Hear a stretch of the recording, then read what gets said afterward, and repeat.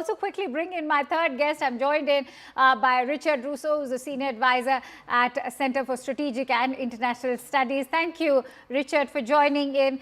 Let's talk about the current Trump administration's focus on economic security and how they have maintained that now the way forward for strategic cooperation with India, or say any of their allies, is going to be through economic security, whether that is to do with India becoming part of the Pax Silica or even the recently held ministerial meet on critical minerals. Richard.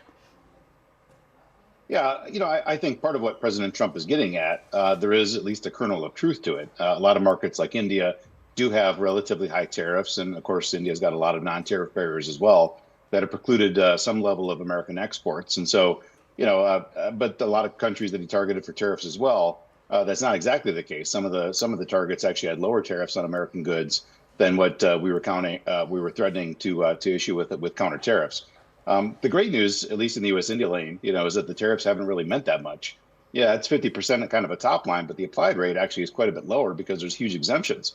So if you look at what actually happened in U.S.-India trade over the last 12 months, and the story is actually quite good, we got a 16% increase on goods trade. And a lot of that was kind of front loaded in the beginning, but even the last 3 months of the year, when you actually had the tariffs fully implemented, India was still exporting to the United States $11, $12 billion a month, which if you go back a year and a half ago, would have been pretty close to all-time records.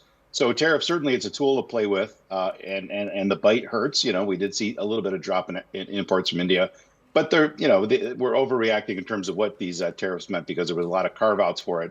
It wasn't quite as draconian as the top line made out, and that's the way that President Trump has approached a lot of trading partners so far. The top line looks a little scary, but the actual implementation sometimes can be a little bit less.